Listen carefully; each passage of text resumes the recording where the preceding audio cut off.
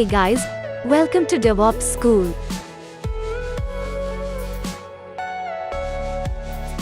But before we begin, let me inform you few things about us. DevOps School is one of the leading platforms which offers DevOps, cloud and containers technology training and certification programs for freshers and established professionals who wish to update and consolidate their skills in the dynamic IT scenario. We ensure that the training solutions are delivered by highly experienced domain experts with practical working experience in various verticals. Check out the dates and enroll with us for our upcoming batches. For more info, link and contact details are mentioned in the description below. Okay, so we are into this area. So overall, the thing is, in general, when let us go back, because yesterday we just started. Let us go back to the way we are going to do the things overall. So we have two certifications, AZ104 and AZ305. Okay, when you talk about AZ305, it talks about mm, mostly related to your how, related to how the things are going to be done and all that thing. And your 305 talks about more about architect level things, about your planning things and all. Okay, so what we are going to do is that mostly we will brief it around, that we will go through the AZ 305 curriculum in general. We will go through it.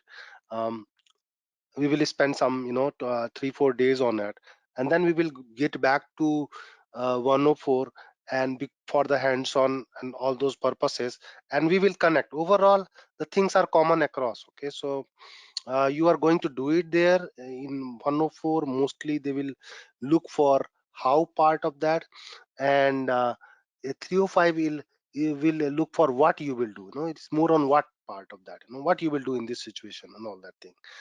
Okay, so it will be focusing on that. Okay, now let us talk about some of the terminologies again, regarding to what, who and how much kind of stuff. There is some relationship when you talk about the terms that we are going to do as well. So there is some relationship, so let us talk about that relationship, uh, and we will base on that. So there are three major things that we will, when your organization think about, from the perspective of migration to cloud, right? So what are the different things, and let us see that. So one thing is, here is your policy. Okay, okay, so policy is about what? Okay, policy is about,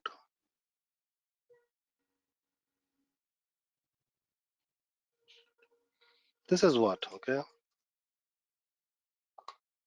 yeah, what you will do in this situation. Okay, so this is what the policy is, what kind of access you have overall. So this is policy, right? The access policy, different, set of rules kind of. When you talk about the second thing, that is your RBAC. RBAC, we talked about that yesterday, we will talk about it as well. So this will talk about who is going to access the resources, right? Who has access, who has authorization to use it.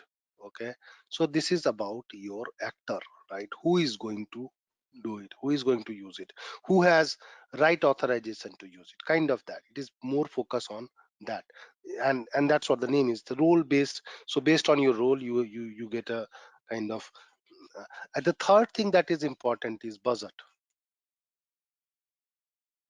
And budget is how much, right?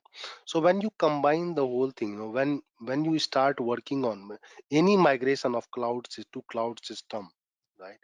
These are the three major things that is going to be discussed overall, and that is going to be, that is going to be kept in mind in general.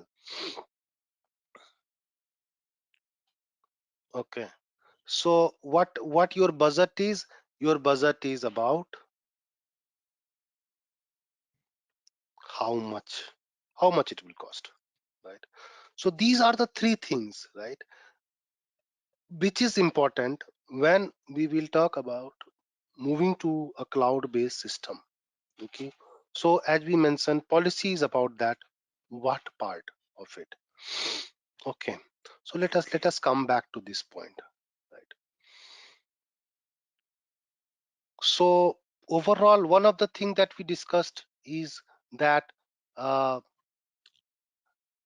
policy is something that can be inherited down the hierarchy. So this is one of the important thing that you need to um, note here. Something, in whole curriculum, there are some of the things that is there to kind of understand overall, get an idea, and once you will do the hands-on, you will get more understanding on that, and we will do a lot of it as part of um, AZ 104, and we will have hands-on projects, hands-on assignments overall.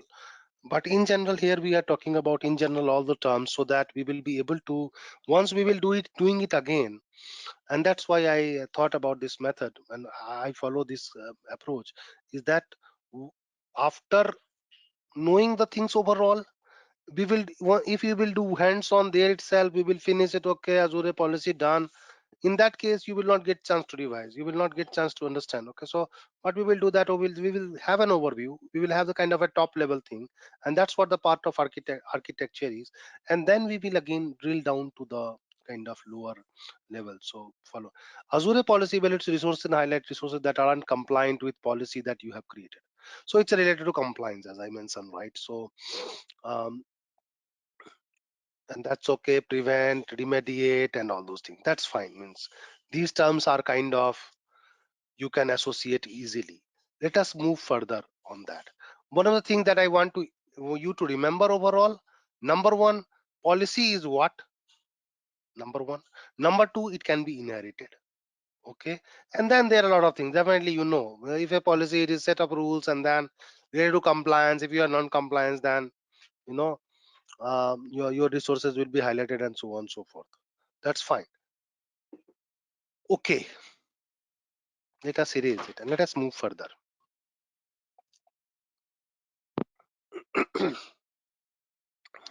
So what kind of policy, what are the examples of it, right? As for example, virtual machine limited to certain SKUs, so that is one thing.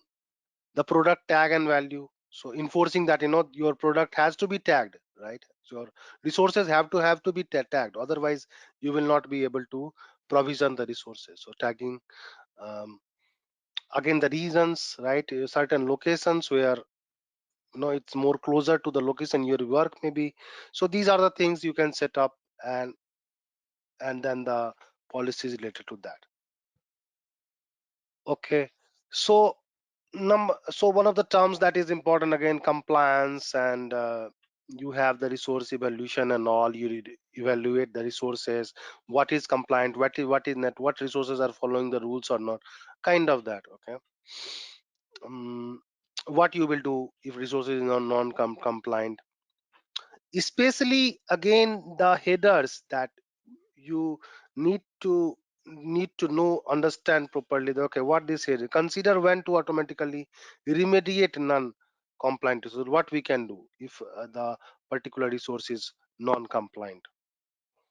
Now again, this thing that I talked about, and this thing we need to understand, there is a difference between Azure RBAC and your policy. Okay, so when you say policy, again, it is related to what? Okay, so what you need to do to become compliant, so this is related to that, right? It is not related to who, and that's what I mentioned, and that's what I said, that when we have the diagram of it, and that's what I started on, that this is what this is important. So basically, when you are architecting, when you are designing, you need to have that kind of a keyword in your mind setup. Okay, and even in you are going to get mostly for AZ305, I don't know the pattern or not. There is going to be around, they vary the questions 60 to 80, sometimes they vary the questions overall. uh, it's around 60 normally they ask, and they ask 3 case studies. Each case study is going to have 4 to 5 questions. Okay, so they will give you scenarios and all that. Then there will be a kind of a regular question, kind of, one kind of you can say multiple, all will be multiple choice, kind of individual questions you can say, and that will come from the concepts overall, right? And then they will give some problem statement and all. One of the things is that they will give you problem statement and they will give you solution. What is challenging here is, again, the problem solution will be that statement can be repeated with different solution. In the exam you cannot go back in those kind of questions. You cannot go back, okay, because you are going to get same questions. Okay, one of the interesting thing that I can relate here is Albert Einstein set up the same question for 3 consecutive years. So what happened that one of the uh, his colleague asked him that, why you set up same question for 3 years? Okay, so what Albert Einstein said that yes, the questions are same, but during these years, the answers became different for the same question. So that's what happens. People will try to question for AZ 305 is not going to be that confusing. Okay, it's going to be straightforward, but basic concept have to be very clear. And when we say basic concept, some kind of a you can say keywords, and that is important. So what I will tell you that when you are reading it, at least per page, not more than, don't write so many things and all that, but just kind of a keyword. Okay, policy, what? RBAC, okay, related to someone, some user. Budget, it is about the amount and all that. So these keywords, keep that in mind and just note it down, whatever that, and that keyword will be different. The keyword that I use to understand the things may be different from you. Okay, and that's why you have that kind of habit, create that. That's what I said, that is spend 1 hour, find out 2 3 4 keywords, like key lines. Okay, this is what that will help me to remember the thing. This is what that will help me to keep in mind. Okay, so that is important. Okay, but anyway, we will during the course as well, we will talk about those keywords. We will talk to have from that perspective of that, but overall, yeah. So what is the difference? One is that compliance that depends on who made the changes. Who, it doesn't talk about who, and that's what again they said. Okay, and it says about what the resource has to do to remain compliant. So what means what for what? Means what for compliance. Okay, so this is what the case is. RBAC is user action. What user can do. No, not exactly what means users, what access the user has basically. Okay, what okay, so it is at the user level, who has this access, right, to that particular resource and all that. So what is important is, even if you have which has the upper hand, as for example, there is a policy and there is a RBAC role. You have the RBAC role, but the policy restricts to use it, right, to complete an action on a non-compliant. The resource is non-compliant, so you have the needed role to access the resource, but that resource may be not tagged in a way, means for the for as per the rule it is mentioned that, okay, the resource has to be tagged, like this tag has to be there. As for example, you are using a production resource, it has to be production server and it has to be tagged as production. You have access to the production server, but if it is not tagged as production, you will not be able to use it. So when we talk about policy and RBAC, policy has upper hand than the your RBAC role. That is important. Again, when we talk about keyword, that is what that is important. This is what the difference is. Is it clear, guys?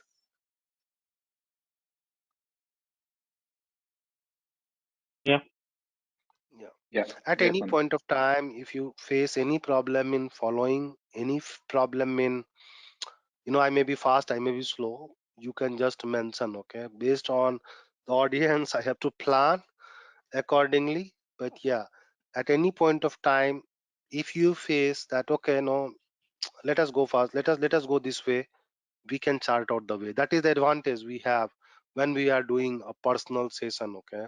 So never hesitate to to mention any kind of thing, because this happens, right, different ways. So never hesitate, never, if you have any question that is coming, just ping it, maybe, we can have discussion. So this is what we can say the bottom line is. Anyways, already at any point of time, if you are feeling bored, just mention it, okay. We can have our, we can plan in a different way, maybe, anyways, let us go.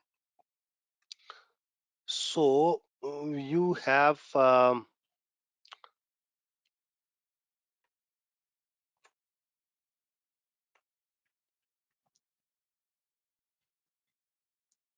so one of the thing that is important here, and this diagram is quite interesting, right?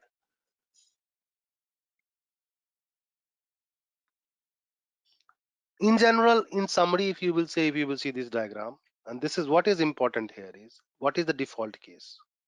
And even if any resource, if you want to use, the decision is start with no access, okay. So any evaluation that happens, as for example, you have your access to your Azure resource to a particular, from where it's you log into it. By default, what is the case? It's a no access. By default, it is no access. Means it will try everything that you are not going to have access on that. Maybe they have that kind of thing, right? Mostly, exactly, you should have the same user ID, password, everything, and from there it will begin, and then your assignments and everything that will come into picture.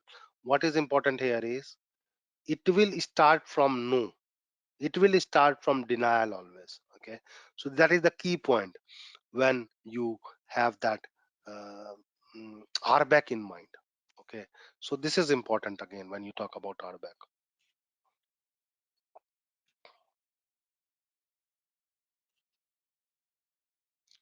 And allow madam, you are assigned a role, RBAC allows you to perform certain actions, okay. So it's a kind of that, you have a role and it allows you, okay. uh, as for example, what how to give this kind of a real world analogy on the RBAC. Anything that is coming to your mind in general, real world, and as for example, you say RBAC says that it is an allow model. Okay, in real world, or forget about Azure or not, in general, what comes in your mind when you say the allow model? RBAC is an allow model. What comes in your mind?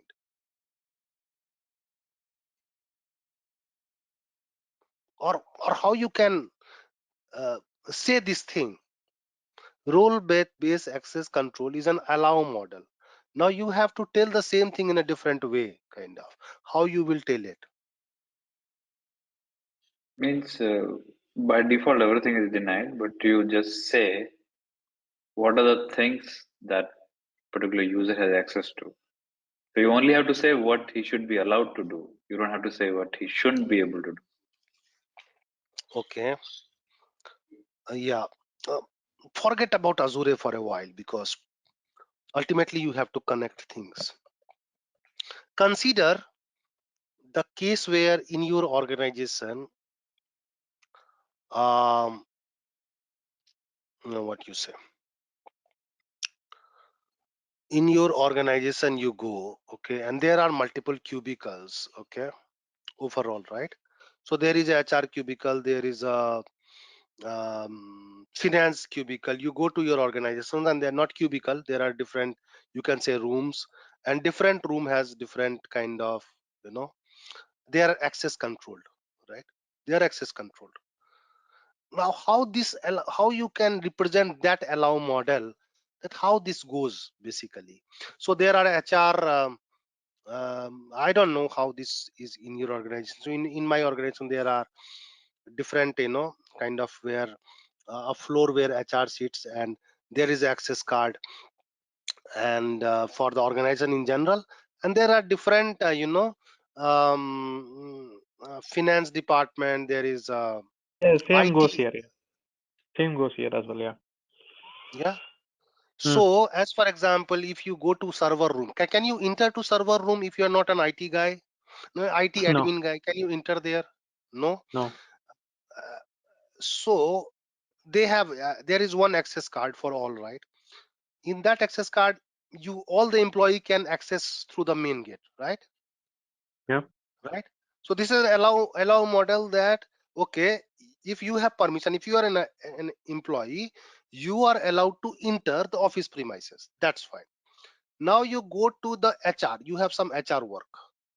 Now again there is an access card, same access card, but maybe in my case I cannot directly enter to HR. Maybe they have the salary data and everything, so any Tom, Dick and Harry cannot enter directly, right? So there is additional permission to them to allow them to enter within that premise, right? Within that HR Yeah. section, right? They cannot enter. Similarly for that, so basically it talks about what you have. Do you have the right privilege to be allowed to use this thing, these resources? Do you have the right thing? So this is allow model, right? So it thinks about that okay, this is it. So that's why the term allow model, why I'm, especially when these kind of things comes in general, it is important to relate it, right? Role based access, okay, relate it with some allow model so that you will remember, and that way may be different for in different cases. How you remember, that's okay, but this keyword again, RBAC is an allow model, this is important. Other things, okay, that's fine, you will read one time, you will it's like that, you don't need write a story based on that. It is that you are not going to get a descriptive kind of write 10, 20 lines and all. You're not going to get that. You are going to get a scenario, you need to find out the right keyword, you need to say what keywords fit here, and then you need to decide based on that. That's it you need to do. Second thing is assign at the highest scope level that meets the requirement. Your first define the role definition and related permission. So different levels, and as I said, it is going to be kind of in a hierarchy way, as yeah. So only grant user the access they need, this is very clear to that, and they have given some examples, okay, of different kind of things and also different permissions and all. This is what assigned roles to groups, not users, and this is important again. Now why groups and now why not a specific user? Can you give again an example from a perspective of a developer, not for in general concept of that you are a developer, maybe Git, as for example, in anything that you are using or anywhere. Why why this thing is there, assign role to group not users? What is the reason behind it? Can someone explain this Yeah. particular thing? Yeah. The developer or whoever, the user come and go. Yeah. So we can't track that who's coming there and who's leaving the thing. So if it is a part of the group, it will be easy, right? As soon as that the user has been removed from the group, they don't have access. So group has more control than users. That's what I That's That's understand. correct. Exactly. You said the correct thing, means user can come and go. It is very tough to manage. He can resign at any point of time. If you will managing at the user level, it is tough, and every time you need to, and then again, it's like tough to manage. The user can shift from one group to another, and different things can happen on that. That's correct, and that's why even you check in your code to GitHub, different projects, you have different kind of roles, and same thing, you are part of different groups maybe, and based on that you have access.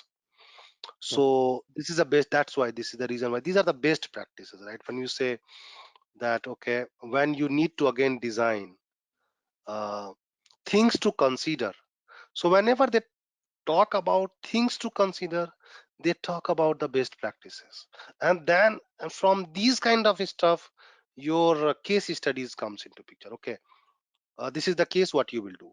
Okay, so as for example, in an organization, their employees are frequently leaving or something like that. What you will do? Azure in itself doesn't restricts you anything. You need to say these things. That's important here, because you may have different kind of role.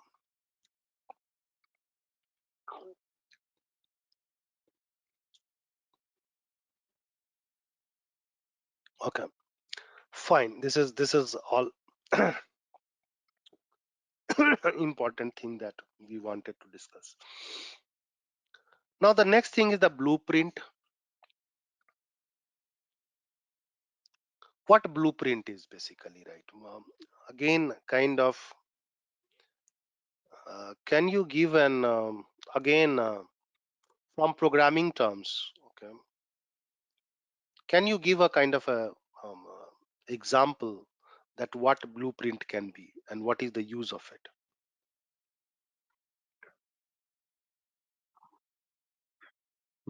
Blueprints saves time to do Means the what it repetitive is, task. what it is basically, what it can be, means how when you read this word blueprint, what comes into your mind? It's like those Uh, objects in object-oriented Classes, programming. You can classes, object yeah. and classes, right? And you define a class one time, and then you can create a You number of objects from the class, right, which has the same properties and everything. So it's just a matter of defining those objects, right? And done, right? Similarly, you define your rules one time, organization wide, and then for different projects or different units, you cascade the rule. So just you need to create a kind of out of that blueprint, right? You can cascade across, you can scale up across the organization, governance practices and all. As an architect, you need to, you have to work on the blueprint. What can be the blueprint that is going to be cascaded across the organization? So what is going to be the structure of it and all that stuff? So this is important.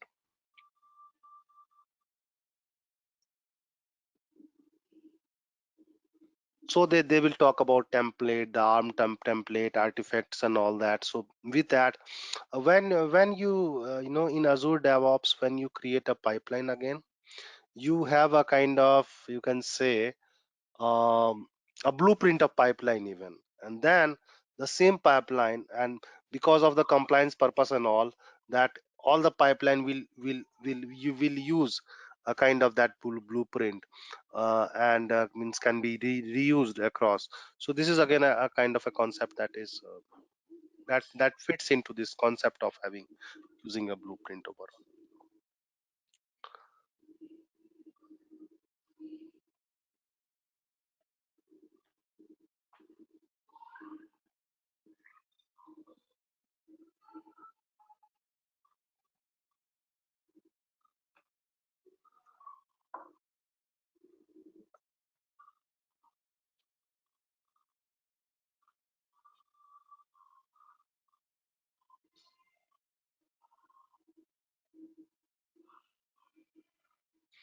So when you have to, again, when you have to talk about the difference again between blueprint and policy.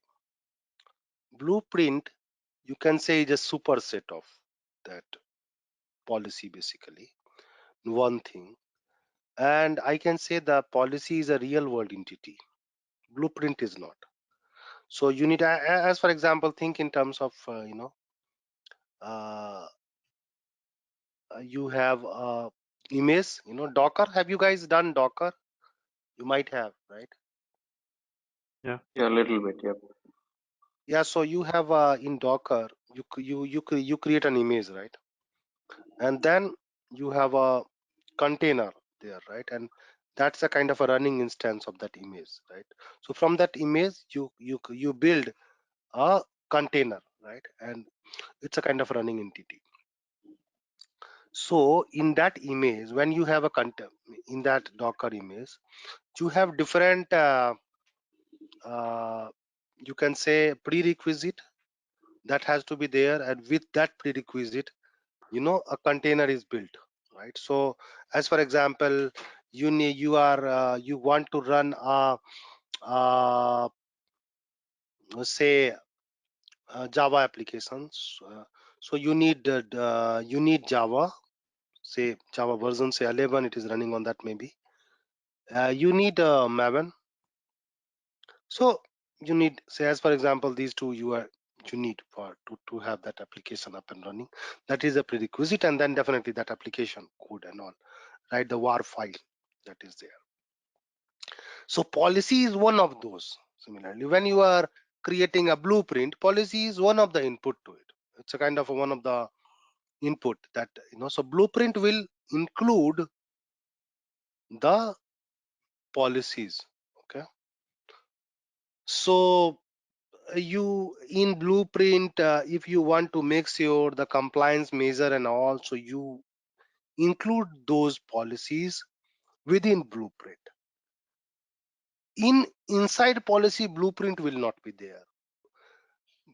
Inside blueprint, the policy will be there. So that is the key difference when we will talk about that. So it is like that. This is, now let us come back to the point where we will know and understand that where we are exactly. So okay, so basically at top level, right, what is the thing that, where we are talking about access controls and all. This is a kind of thing, and this is your Azure Active Directory. So it's mostly related to accesses. Okay, not only specific to Azure resources and all. So basically, if and there are, what are the different ways through which you can, access the resources. As for example, you want to access LDAP way of that, right? So that is the part of Active Directory. Similarly, your accounts, your mail ID and all, what are the different ways of accessing the Azure resource are the part of the Active Directory in general.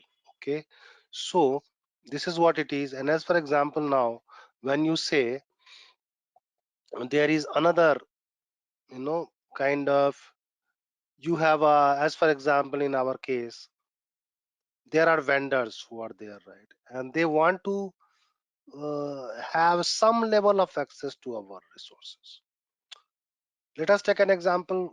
When we were migrating to Azure in general, there were Microsoft guys who were supporting us. Okay, so those were basically vendor, and obviously even if they are Microsoft guys, they are there to support us overall to for the migration, especially related to Azure DevOps and all, right, for the with the code and all the support. But he didn't have access directly to all the resources and all, and I shouldn't have, because he is out of the organization basically.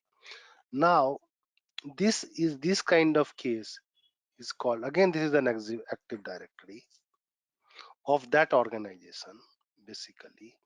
And then both these Active Directories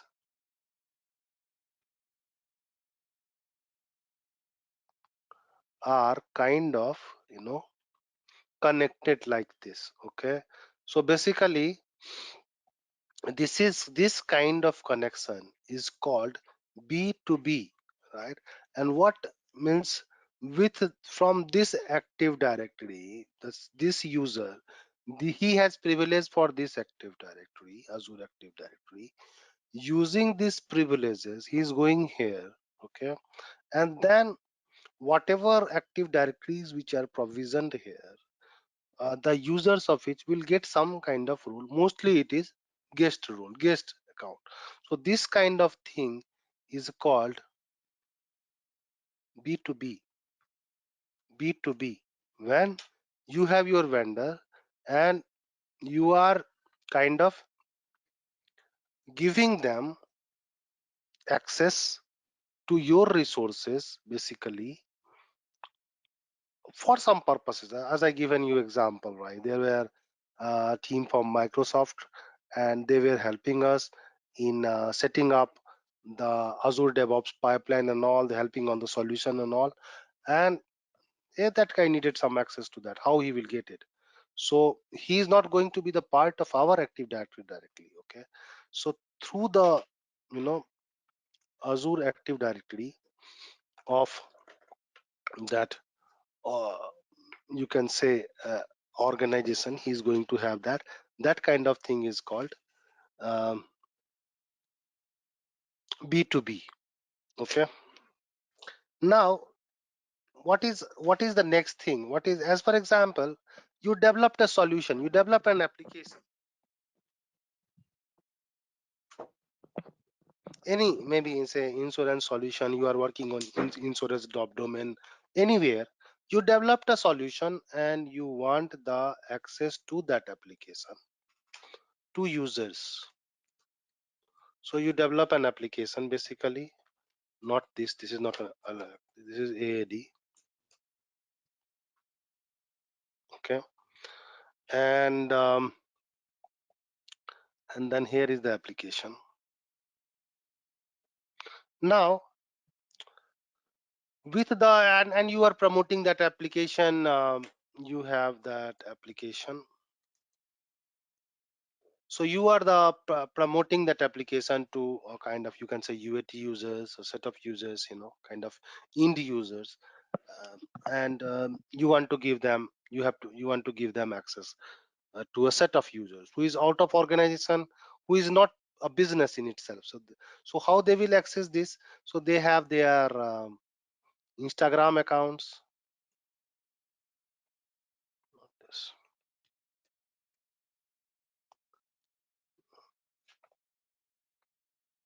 Just I'm using some text. So they have some Instagram accounts, maybe you are promoting throughout. Then WhatsApp, not WhatsApp, uh, Facebook, Twitter.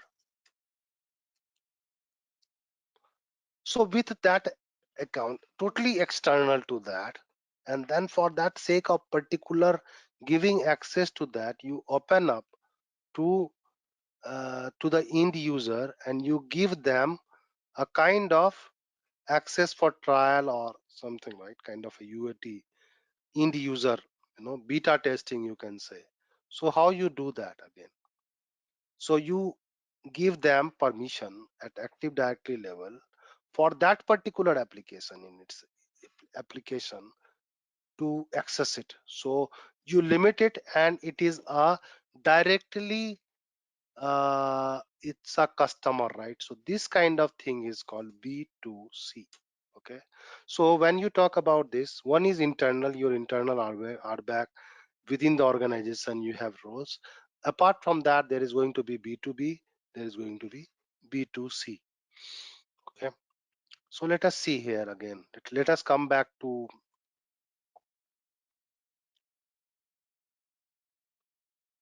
where I was using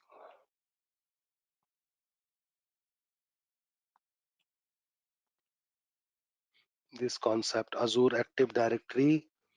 You see here, right? So this was the thing that I was talking about. Provide identity and access management for employees. So this is Azure Active Directory. Collaborate with guest user and external business partner like suppliers and vendors. This is Azure AD business to business. Control how customers sign up, sign in, manage their profiles when they use your application, right? This is end user. This is B2C. So again, this thing I want you to keep in mind, that how this gets bifurcated. They will talk about that. This is the user, they will give a scenario, what will fit in. Okay, so I have an application, I have to do that. Wind user, they want to access, they will give this kind of scenario to you, and then based on that you need to answer it. So this three choices that is important. Again, it is going to get repeated.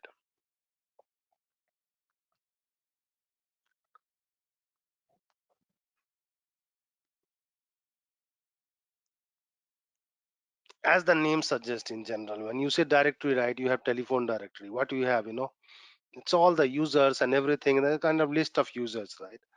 And who has and you get that, kind of that. But this is not directly telephone directory, because in telephone directory there is no authorization kind of thing there, right? You can just, it is a telephone number they have and they are using it, that's fine. But overall it's a bit different. But yes, it's a kind of definitely when you take directory, it is kind of a set of user, and all the users, what kind of permissions they have. Okay.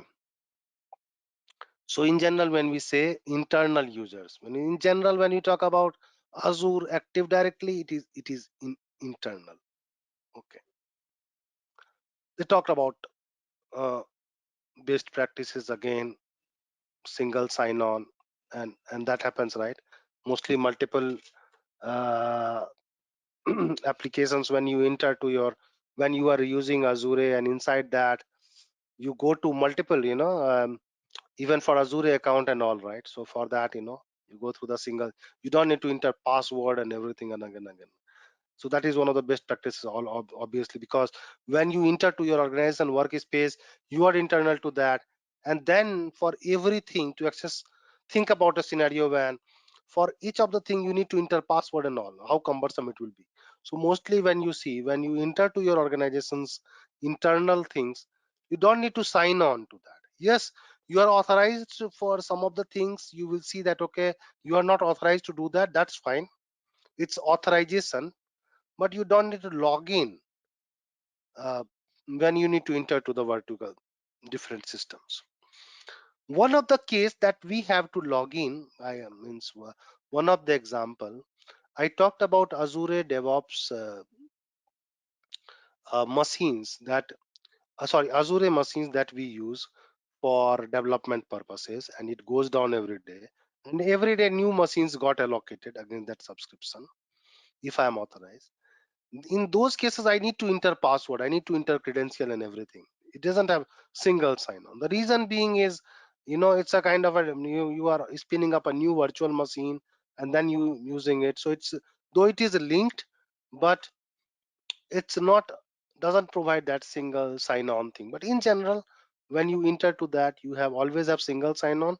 Yes, even if you have a Jira login and password, if there is no project allocated to you, in that case you will not get authorized, that's fine. But overall, again, that provides you single sign-on feature.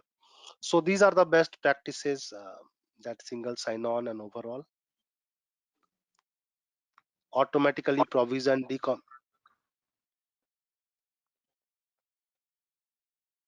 Okay, so you have single Azure Active Directory across the organization, they talk about that, centralized. And then there's a thing, for an organization there should not be multiple active directories, right? Unless it is not mandatory across.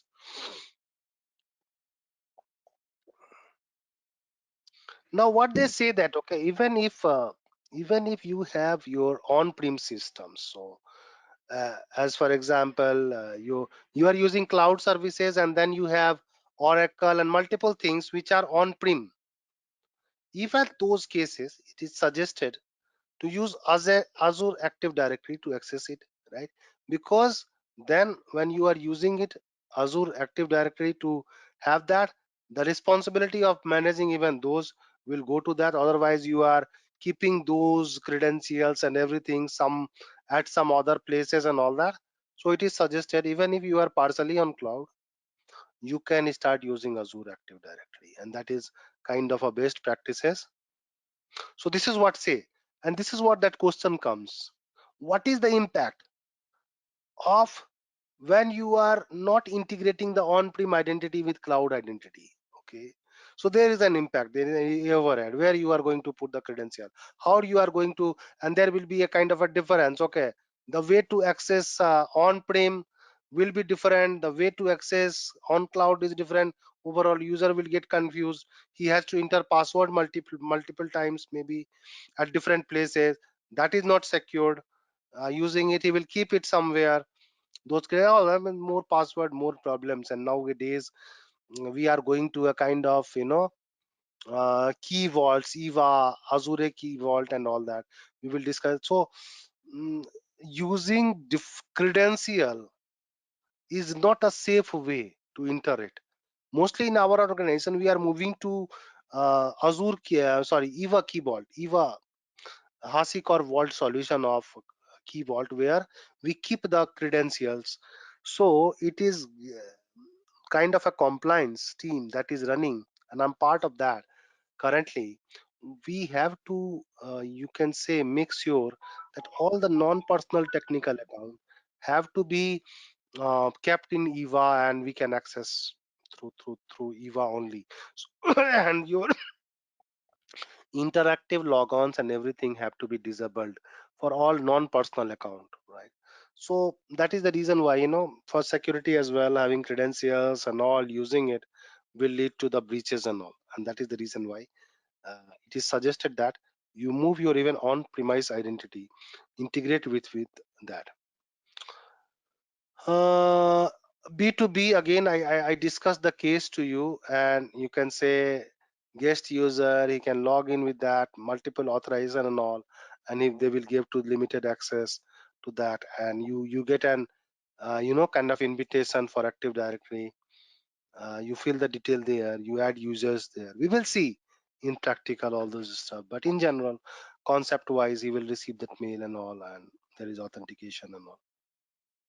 That's fine. Overall, the concept that is important to us is in B2B, this user is from another organization, is your vendor. These guys are not end users. These guys are kind of your helpers. They're working with you, maybe your partners, maybe.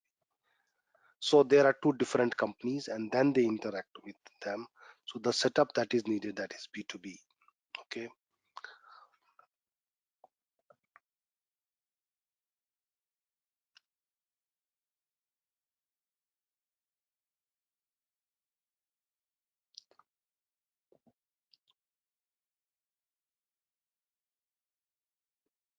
Okay. One of the thing, again, let us talk about one of the thing that is very interesting, that is conditional access policy. Can you guys have an example of conditional, what conditional access means? Even if you can go through whatever that is written there. Conditional access, let me read it for you, and then you need to give an example. Conditional access policies use factors that aren't credential based. For example, you can make it mandatory for user to be on a specific device platform such as Android or Windows. Give an example. Maybe you are using your workspace, you are going there. Can you give an example of conditional access? Maybe the location, some other location. You'll be in country. You should not be from the outside the country. Also, That's correct. the device, if it is managed by a company, then only you can log in. Or like IP address. If you're Yeah, connected to real this world premises. means what you means what is the case in your case. Maybe you may be logging into device with a particular way, and there is a conditional access, Fingerprint, something like that. face That is recognition, there, right? something like that. There is an Yeah. app for you, how you log into your application workspace. So for one restriction I have noticed is like I cannot log into Office 365 from any Okay. other device than a Hmm. company device, right? Or one of the mobile phone. Like let's say I try from a personal laptop, it will say this device is not authorized or something. Okay, good. Yeah, good. This is conditional access, correct. Let me give one example that I have. Basically, uh, 3-4 months back, I had to purchase a new mobile to access my company workspace, and the reason why, because there is a we are using mobile pass device, and it has fingerprint authentication and all, but at the same time they have set up one rule, compliance rule, that your device should be Android 10 and above. Okay. 10 or 11, whatever, and every 2 year, you know uh, it's like what they say, that your Android version should not be too version back than the latest version. Okay, so it is like that. Okay, they have that rule. It means after 2 year again I cannot log in with my device, because again Android version will be 2 year kind of that. So they have a kind, this is a kind of a conditional access. There is nothing to do with the my credentials, my password and all. I have everything, but even then I cannot access because I'm using um, Android device with version 9, so I have to upgrade my device. I have to purchase a new device, something like that. Okay, so similar thing, right? I integrate with identity provider like Facebook, Microsoft, and you see, right, whenever this is the day when you want ease of access at the same security, so you log in with your Google account, your mail, and they provide you different kind of ways to access it. Otherwise, why people will enter to your application and will use it, unless and until you give more flexibility to them. At the same time, you need to make your things secure. So this is a challenge as well, or this is what that is needed, right? So that is kind of and a kind of self-service sign up flow. For what cases? B2B. These are the practices for B2B. Is that you have some policies, conditional access, because to make sure that people from a particular area, if he is trying to access, he will not be able to do it, may not be that secure. I'm not looking for that kind of user, maybe. Or integrate with different providers, Facebook and all that, because these are end users. They can try to B2B, they can access. They do not have direct kind of identity for that, so they need more flexibility maybe. And then kind of a self sign up process, they have a sign up form and all, so kind of a self support that they can do. So it's a guest user and has to be customized. So because if you are an employee, organization don't want to give, don't need to give that much flexibility to you, uh, because you have to do anyway, right? So all the and you have all the accesses, you have definitely more accesses, so more compliance is needed. But these B2B guys are going to have guest access, very limited one, but at the same time they are external, they are our guest. So guest needs a kind of a not privilege, but a kind of a better onboarding exposure. So that's what that is. Okay, so here comes our kind of end of that, because we finished 1 hour. At any point of time, I don't want to stretch unnecessarily. We will continue our discussion further on this thing. I will suggest you to again, not suggest, I will ask you to again go through these two modules once you will back. So it's a kind of just go through it, right? It has to be kind of integrated way. You go to we are into the second module. Go to the first module, spend 5-10 minutes time. It will not take more than that. Go through that, write some keyword and all that, then come to module 2, spend your 30-40 minutes, whatever that is there on that. So maybe 10-15 minutes on the previous things, and then 30-40-50 minutes on the current thing. So go through the module 2 before coming back to this thing. Go through all that, at least read it once, note down some keywords, maybe kind of when we prepare for objective exam, multiple choice competitions, what we do, we just go through it, we write some important thing, kind of one liner.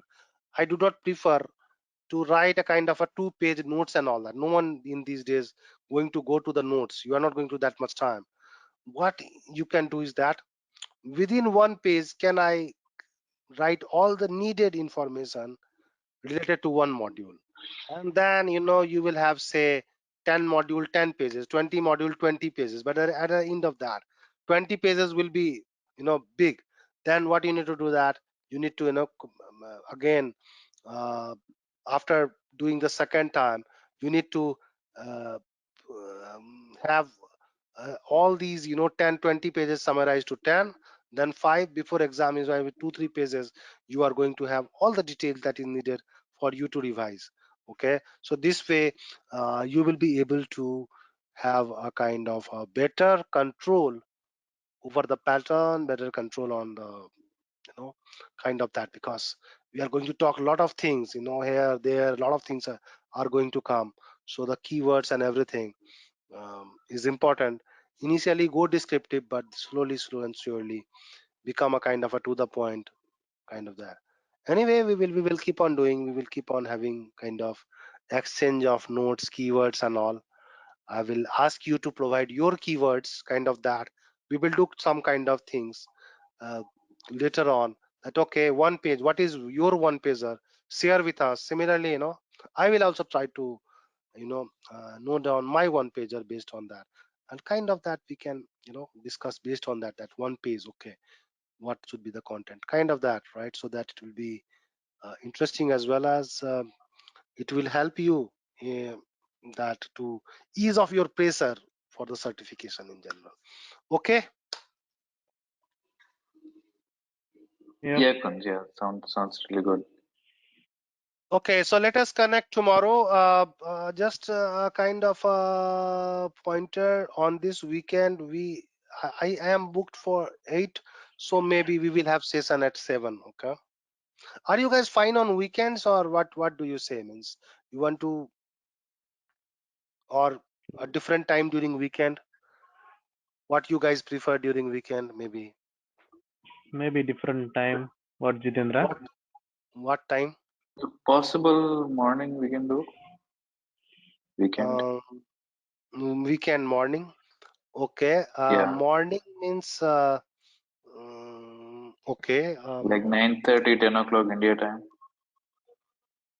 9:30, 10 o'clock India time. I just I have some for current, for next I have I have weekends booked 9:30, 10. Later on in the second half, maybe what time? Second half. Then we should do it. 12 o'clock, Evening is maybe some. fine. Hmm? Or 12, okay. 12 o'clock our time is 10:30, Jitendra. Will be fine, I believe. Yeah, let's do that. Yeah, 12 o'clock. Okay. So we will plan to have a kind of a change in timing only on weekends. Okay. On weekdays we are going to have this time. This time is good, right, Yeah. for you guys? Yeah. Yeah. As I said, I do not take more time. I take just squeezed 1 hour I will like to do, and not even less than that, right? Yeah, 1 hour is good because like more than that you Yeah, have to lose I also do focus. not prefer. Yeah, that's what I'm saying. I prefer 1 hour, 1 hour even is on perfect. weekends 1 hour, right? Because we have lot of things to do, right? It's not just, this is one of the thing. And Yeah. by nature we are like that we keep on trying to find excuses to not do these kind of certification role, right? It's a kind of that. So we need to have it something that we keep motivated, no, right? So let us spend 1 hour, even on weekends we will keep 1 hour. We will not uh, prolong it, unless and Yeah. until we are doing some hands-on and it is really needed to stretch. Otherwise we will kind of finish it off. Okay, so let us connect tomorrow same time. Okay, Yeah. unless specifically mentioned, my time is going to be 8 o'clock sharp. Okay, so be sure, have that. There is, if there is any change that can happen, definitely I know in advance, or kind of that I will update Yeah. on WhatsApp or anything. I will Sure. tell those guys as well. Otherwise, normally the chances of my not coming on time is rare. Okay, thank you. Okay. Thank you. Sure, Kun. Thank you so much, Kun. Bye. Have a good evening. Bye, Okay, Jitendra. bye. Along with that, you can access our other tutorials such as Docker, Ansible, Jenkins, Terraform, Splunk, AWS, Azure, and various other DevOps related premium tutorials with our channel membership. If you would have any issues with our channel membership, you can drop an email to us at contact@devopschool.com, or you can also unsubscribe from channel membership anytime if you don't want to continue or did not like the video. To get our channel membership, click onto the join button, select the 3D99 plan, and grow your skills immensely. Please be kind enough to like it, and you can comment any of your doubts and queries. We will reply to them at the earliest. Thanks for watching. Hello everyone, if you would like to access the remaining videos of this playlist of 50 plus more tools which are coming under DevOps, DevSecOps, SRE, DataOps, GitOps, etc. Kindly become our channel members by clicking on the joining button. You would have access to 100s of playlists and 1000s of videos lifetime access with this membership. Enjoy.